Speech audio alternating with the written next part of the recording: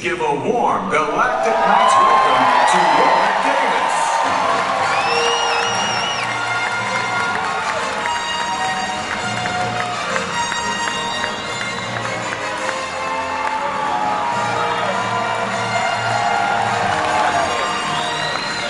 Thank you very much indeed. Ah, yes, the force is strong in here tonight.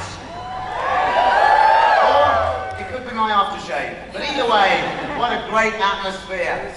Yes, indeed, I'm Warwick Davis, and are there any Star Wars fans in here tonight? Well then, some of you may recognize me as Walt or Weasel from The Phantom Menace, or perhaps as Woolivan from The Force Awakens, or even Wheaty Cyberby from Rogue One. Where is he? Oh yes, a face only a mother could love there. Or perhaps I'm best known to all of you as Wicket the Ewok from Return of the Jedi. You know, it's such a thrill for me to be part of the Star Wars universe. I feel so honoured to have been in all of the movies. It's absolutely fantastic. And tonight, we're going to hear some very exciting news about the future of Star Wars. Are you ready to go inside the Galaxy's Edge? Yeah. Now, I personally can't wait to find out more about what the brand new world of Batuu has to offer. I'm really excited about this. You know, my first experience with Star Wars was when I was just 7 years old, when I saw A New Hope. And I remember going home and getting my collection of action figures out and recreating moments from the films through the eyes of these figures. That's how I immersed myself in Star Wars back then. And then, at the age of 11, I was cast in Return of the Jedi. And then I was able to play and explore the sets and imagine the possibilities of a real live Star Wars experience. But then, the director said cut, and it was over. It wasn't real.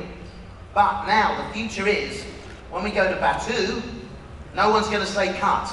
It's a fully immersive world that you can explore somewhere on the Galaxy's Edge. And I personally can't wait to get there myself.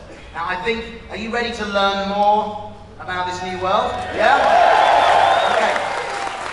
So now I'm going to welcome onto the stage. Someone's going to help us guide us through the next 30 minutes. We're going to meet the architects of this new world, courtesy of your host, Mr. David Collins.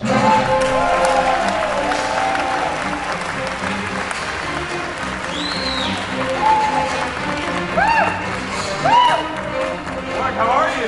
Very well, indeed. Good. Very well. Yes, I'm so excited to be here at Galactic Knights here at Disney's Hollywood Studios. And I have to tell you, I really relate to your story about being a huge Star Wars fan ever since I was a kid. How many of you love Star Wars just all your lives? Great story.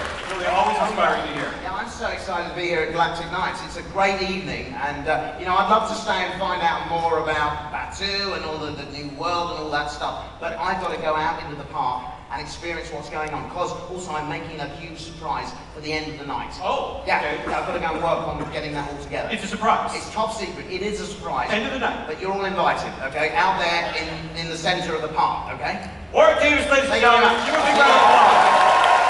Thank you, Warwick. Galactic Knights, how are you doing? I am so excited to be here. My name is David Collins, and for the next half hour, I will be your host here at our sneak peek at Star Wars Galaxy's Edge. You know, like Warwick and our panelists, I've been a Star Wars fan all my life. I've been lucky enough to work behind the scenes for roughly the last 20 years or so. First as a sound designer in video games, and then as a voice actor in Force Awakens, Last Jedi, and Rogue One. But I've been a fan all of my life. And like our panelists, like Warwick, I care about this property, this galaxy far, far away so deeply. And because of this, I've started hosting and hopefully having an opportunity to answer your questions and stand up here and learn more, all of the secrets that we want to know about this land that we get to go to in 2019. You know, I went to Imagineering. This was like torture. I went to Imagineering and I couldn't say anything. I had to sign my life away, and they showed me the model, and I pored over the model.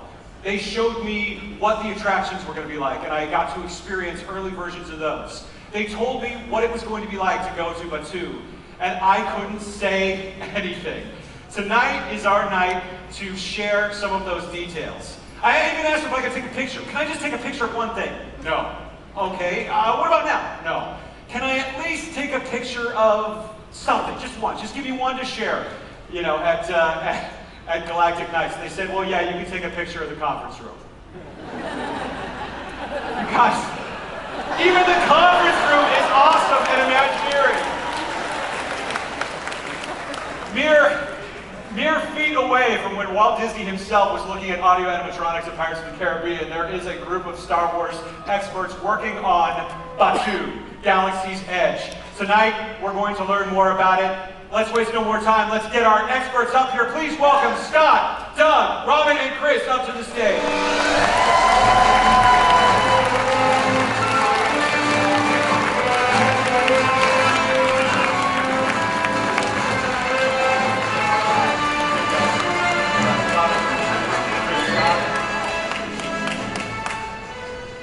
Ladies and gentlemen, our panelists from Imagineering and Lucasfilm.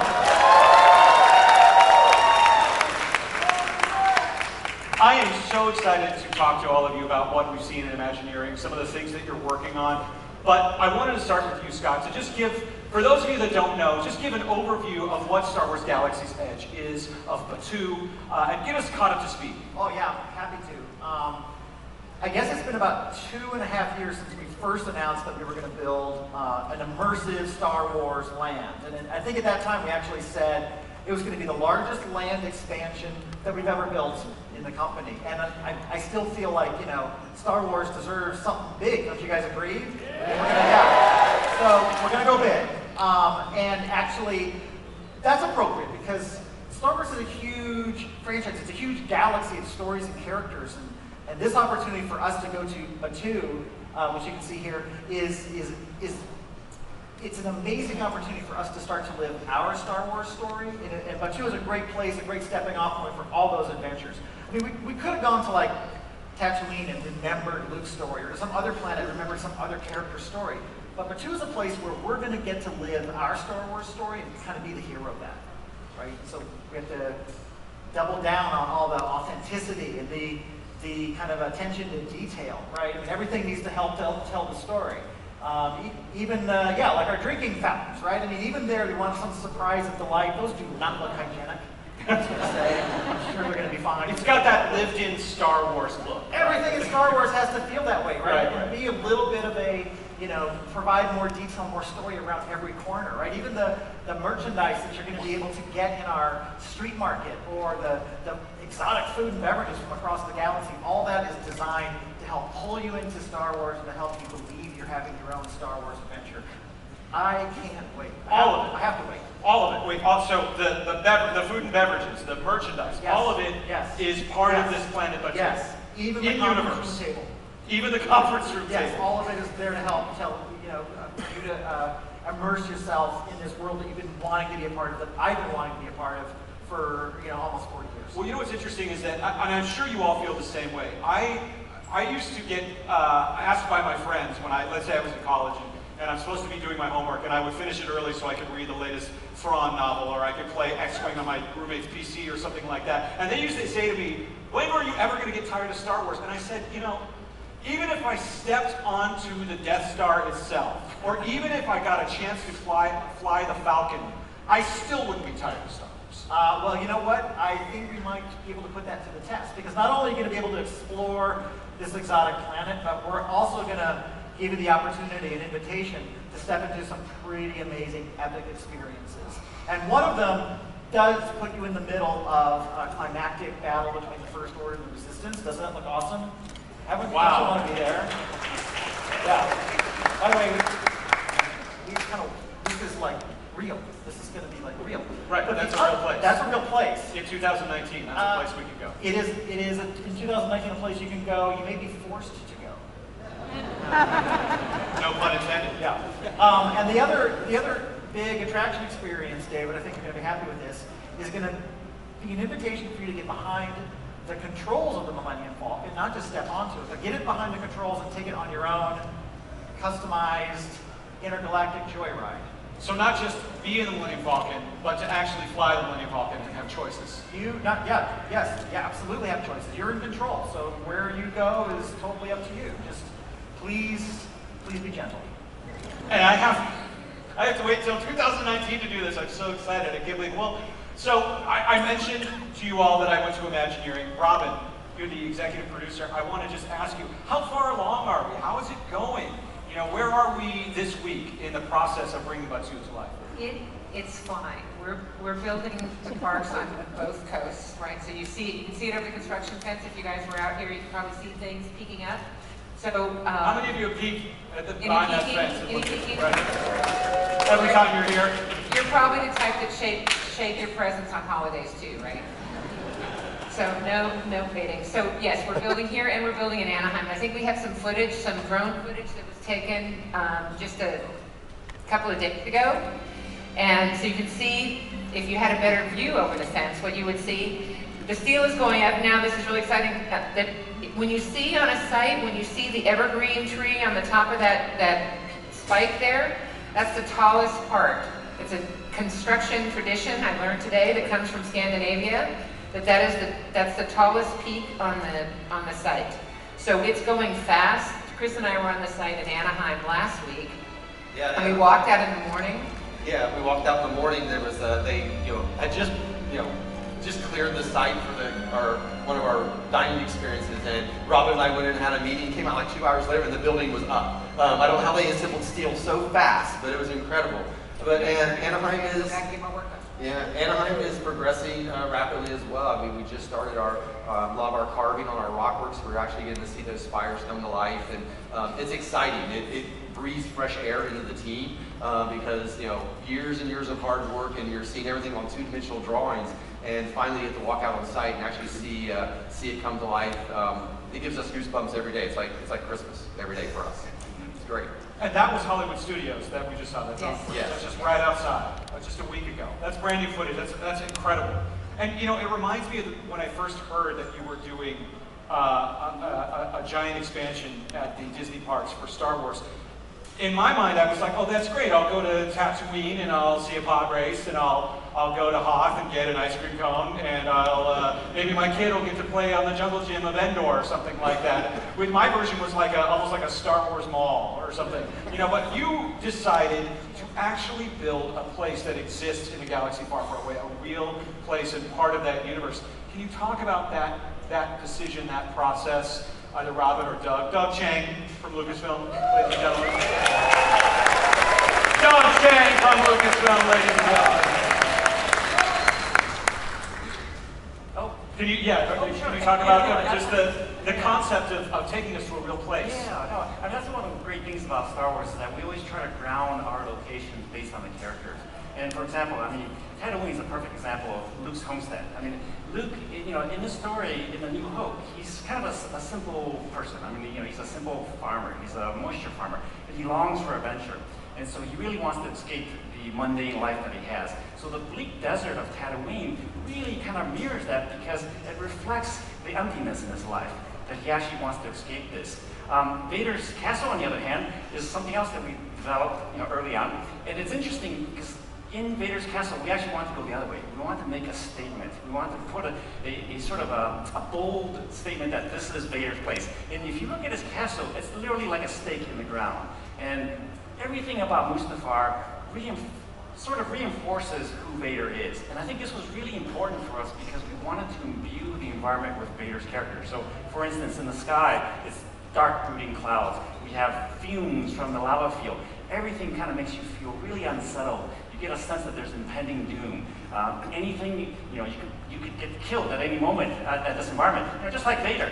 And, and like Vader, who channels the dark energy of Force, we actually designed his castle to mirror that. It's actually like a tuning fork. It's tuning the dark energy and amplifying it for Vader. One of the fun things about it, in one of these slides, you'll notice that the lava field dam that we made actually has a really interesting form language that conveys menace. I mean, it really looks like teeth. And the idea there is, again, is to make you unsettled. We took that same form language and actually applied it to the interior. We took a lot of Vader's sort of costume motif. And if you go inside, you will notice that his chamber, the doorway to his chamber, mirrors the mouth of his helmet. And the idea there is that when you go into his chamber, you're literally being visually consumed by Vader. And it's one of those things where, you know, we try to do that for all the Star Wars designs because it then anchors and creates memorable places that then reinforces the story. Yeah, but two's no different, right? I mean, the reason that we have spent so much time sweating the details on the planet's design is much like those locations reflect the inner turmoil of those characters, the opportunities of those characters. This place wants to represent a great stepping off point for our story. So it is rich with discovery and hidden alleyways to explore and surprise and new adventures around every corner, because that's the Star Wars that we want to live. We'll work on your mini mall version later. No, that's fine. I don't need it. I'll go to Main Street. Fabulous. Yeah, great. Thank you. Right now, we want to actually make sure that we're providing an opportunity for all of you to be in the story. You guys want that, right? Yeah. We're the characters. Yeah. We're the characters in Batu. So you're designing it with us in mind. Yeah, we're doing it. I mean, look, we're fans, but we're doing this for you guys, the fans, right? We are building this place for you. So I hope that that's going to work. I hope you guys like that. Well, based on just we're listening, pretty committed at this point. So I hope you guys like that. that's for sure. Well, I just listening to you both talk is really exciting. It's always fun to listen to. Kind of, Doug, I can listen to you talk forever, but you know, talking about production design, talking about story in Lucasfilm, and all of the creativity that's going on in Imagineering.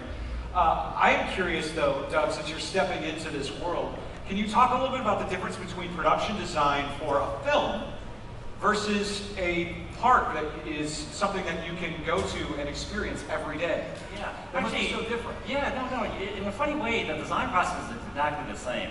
The only difference is in the final product, in the final construction. For instance, the things that we make for film are always designed for a very specific point of view, and it's the point of view of the camera. So we specifically design things to look good at certain angles. Like for instance, this is our partial set of the U-wing for Rogue One. And we only build what is absolutely necessary to convey that illusion of reality. And that allows us to do a lot of cheats. Yeah, that doesn't work for us. It was hard. I know. Like, It would be a lot easier. yes. It would be a lot cheaper. Yeah. But if you like the next slide, so this is our Yavin set from Rogue One again. And it looks absolutely real from the camera's point of view. We spent a lot of time to set dress and build in all the details to paint it to look right, to light it to look right. But if you look at the next slide, you see that it's just an illusion. It's actually, it's a movie set, of course. You can see our lighting rig. You can see that, the walls aren't really walls. They're actually, painted foam. Those aren't really rocks. And the reason we do that is film sets are meant to be temporary. They only need to last maybe a week or a month for, however long it takes to shoot it. Constructions for the parks, however, are completely real. They are absolutely real, and it requires a level of authenticity that's unparalleled. This is a really fun example where this is how we also cheat in film, which is, sometimes we don't even build anything. This is just a painted flat of plywood. And it's one of those things where it's always about the creation of illusion. And one of the things that I really enjoy now working with the WDI team is that we're taking that fantasy version and actually making it real. And that's the joy that we have is, a lot of our stuff, like for instance, we're building a whole fleet of X-Wings. And it's absolutely fantastic. Time out. Can you just say what you just said one more time? You were building a what now? We're building a fleet of X-Wings for real. You're building a fleet. And the real fun part is that the movie versions that we make. I'm so excited I clap. And you do. And I am too. No, the funny thing is the movie versions that we make are props. I mean, they're made out of wood and fiberglass and foam. The versions that you're going to see in the parks are the real deal. They're made of a 1/4-inch aluminum over a steel frame, just like a real aircraft. I mean, when you knock on it, it doesn't give. It just feels like the real thing. And that's where I like to think that, if we actually mounted engines on these could really fly. and the X-Wings that we're going to see in the parks are identical to the versions in the movie. The only difference is that these are built for real. For instance, all the details are absolutely authentic. Like the bolts are really bolts. The latches are real latches. And we even went so far as the graphics actually say something. They're not just for decoration. So it's that level of authenticity that is really kind of creating an immersive, sort of a complete immersive experience. Wait. So if I go up to that X-Wing and there's like a warning, be careful as you step on board, there's going to be an Arabesh warning before you get up. Really? Exactly. And it'll tell you exactly what to do and what not to do. I know. It's going to be details, right? Yes. Be gentle. Please, for God's sake, be gentle with these ships. I will, I promise. No joyrides. Okay. There'll also be a friendly operations cast saying, please don't step on the X. Okay. You're the reason why we have to put rails around it. Yes. I am the reason. I'm the reason. I'm never going to Imagineering again after this. We can have a real good treat. Recently, I had a chance to check in on the Falcon as it's getting its finishing touches, and it is absolutely stunning. I mean, for the film version, as you know, we had several different versions. I believe we maybe even have 6 or more, and that included like a couple of full-size versions. We had a 6-foot shooting miniature, and even a 2-inch shooting miniature, and then a bunch of digital versions. And curiously, they're all slightly different, and that's because they were all built for specific purposes. The one Falcon that you're going to see in the park and experience is going to be the real deal. It's the authentic thing, and it was surreal for me because I remember standing in front of it just recently, and I was completely awestruck. It was just an amazing experience. And I just can't wait for all of you guys to have that same experience. Actually, these are new photos. That's the first time anyone's ever seen this. This is the first time anyone's seen this game. And a fleet of X-Wings, no big deal. I can't get over that. Well, that is incredible. Robin, I have to ask you as executive producer, when you hear Doug talk in this way, what does that mean to you? I mean, in terms of executing all of this incredible real-world design. Well, it's funny because it's interesting for me to be sitting in this theater at Disney's Hollywood Studios, because while this is a really ambitious project that we're working on, the first ambitious project that I worked on in my career was working on the team that built this park. So I was the project manager of the Great Movie Ride back in the day.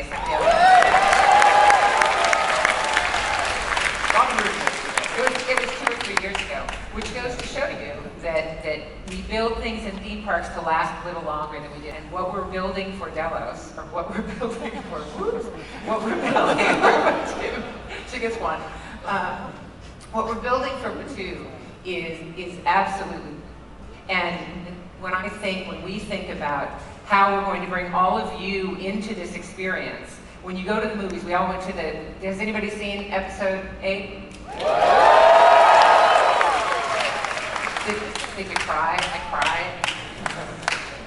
So we all went and we get so excited. We think, how can we possibly top that? How can we possibly do anything better than what we just experienced in the theater together and collectively? And that's by taking you into it and letting you be in it. So the Falcon, we were just talking about the Falcon. Well, the Falcon's going to be here, and you can go on to the Falcon.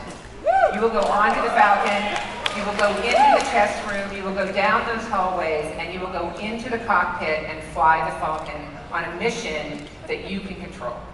That picture of that hallway and this cockpit, this is not a set. That's not from the movie. That's the actual Falcon. That's where you're going in 2019. Come on. Amazing. And so we're not just on Batu, we're going to have missions beyond Batu. Well, and I think we're going to have a little, spoiler alert for the people that are here. We are going on missions, and we're going to fly around Batu. We're going to see some things, but we're going to take you to places beyond Batu, and I think we have an image. We've been working here with Doug Chang and the team to develop a place that y'all haven't seen. This is a really fun sequence where it's something fresh and it's something new, but it's going to feel completely Star Wars. So we have to expand the universe, and I think you're going to really enjoy it. This is a never before seen. You guys have already seen this one too. First time. That's awesome. Yeah, and this is just one of the missions that you might find yourself faced with, right? If you choose to take on this adventure, and who knows how it's gonna end up? It doesn't look like it's gonna end up well, does it? There are consequences. That's up to you guys. How this ends up is totally up to you guys. It's the Falcon, so you better bring it back in one piece. Yeah. So we've heard so many great. That's incredible. We've heard so many great things about vehicles, about fleets of X-wings. The Falcon's going to be at Batu, but it's more than just what you were saying before. It's more than just vehicles. It's more than just flying missions. There's a whole there's a whole planet that you're building, a whole city that we're going to see. Chris, can you tell us about those details beyond the ships? Yeah, and this, designing a planet is a lot like designing a character. And Scott talked a little bit about just how, a planet and is a reflection, and Doug talked about this too, a planet really is a reflection of the character. And so when we sit down, we started really looking at where we wanted to take our guests. What planet do we want to take you to that's not Hoth or Endor, right, in this other place? It still had to be a place that was familiar, that still felt like Star Wars, right? And really at the beginning of the process, and by the way, there's an amazing partnership with Doug Chang and the design team at Lucasfilm and the story team. It is really one team. We are not two separate groups. We visit each other weekly, we have weekly check-ins, we take all of our trips together when we do our research trips, which I'm going to talk about here in a few minutes. But we are designing this thing together, and I think that's what's just going to really make it just, like I said, feel like Star Wars. Also, we look back and we did a lot of research and going back and looking at the work of Ralph McQuarrie. And Ralph was he was an art director. Ralph McQuarrie, fans in the audience. But if you go back and you look at Ralph's work, right, it is, well, I would say it's the Star Wars DNA, right? It's these big, heavy, monolithic forms. It's the domes that we see on the planet Tatooine. There's so much in his artwork that we just respect and I still ooze over. And so I'm not joking when I say we have a design board in the office that anytime a sketch comes off the table, we hold it up and we're like, okay, does it look like Ralph would have bought off on this? And Doug, how do you feel about it? And so we talk about Ralph a lot, and Absolutely. I mean, Ralph is sort of the gold standard for Star Wars, and of course, we have to kind of live up to that legacy. I try really hard, but you know what? There's only one Ralph. We try to fill in for it as much as we can, and I think we succeeded. Yeah, we are excited because I think now that we get to walk actually walk down the hallways and the pathways and experience these spaces in reality. Now that it's up out of the ground, you can see, I think that, like I said, that Ralph McQuarrie DNA coming to life. So back to the history, to create a history, we want this planet to feel like Scott said, it's this outpost on the edge of the galaxy. It's an old trading post. It has to have history. But to create history, you really have to do your research. Imagineering and Lucasfilm, we are both, we take pride in the details. We take pride in that we do our research. But for Batuu, we wanted it to be romantic. We wanted it to be ancient. There was an exotic nature to it. It had to be a little mysterious, a little bit of danger. You turn the corner, for the longest time I said, I want to turn the corner and almost feel like I'm going to get mugged. Not that we're going to do that, we're not. It'll be safe, I promise.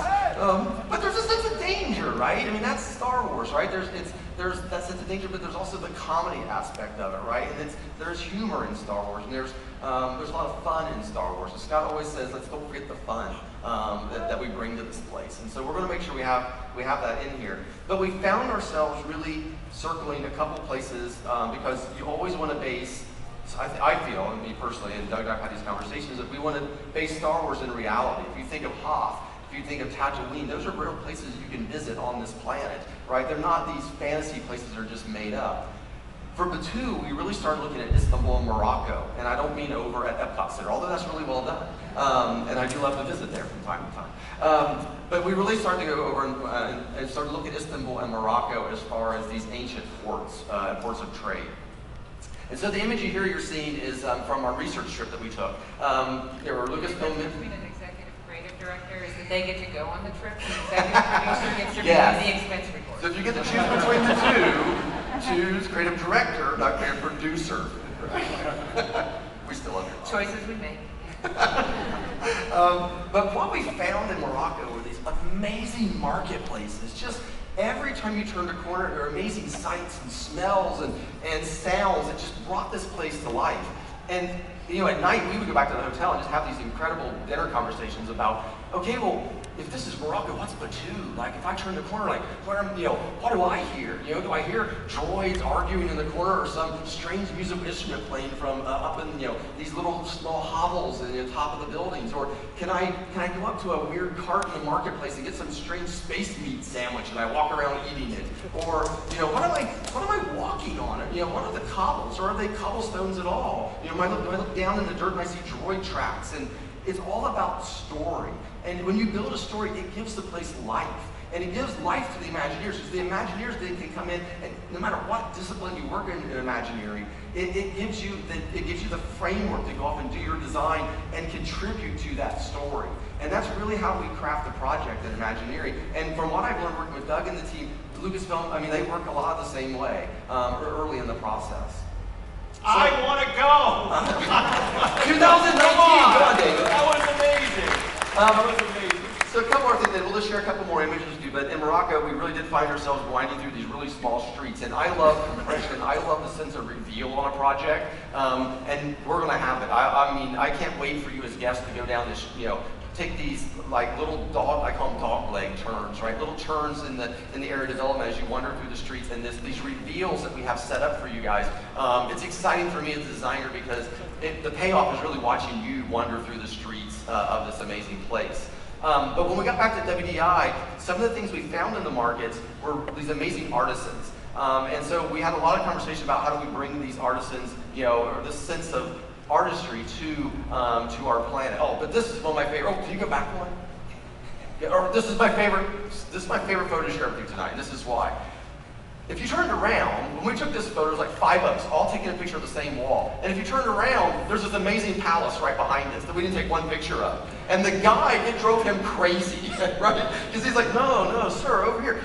But the palace is right behind us. And I'm like, no, I need to take a picture of this doorknob, right? And he's like, but over here, these beautiful gardens. I'm like, no, but you don't understand. I want to take a picture of this dirty wall with these electrical boxes.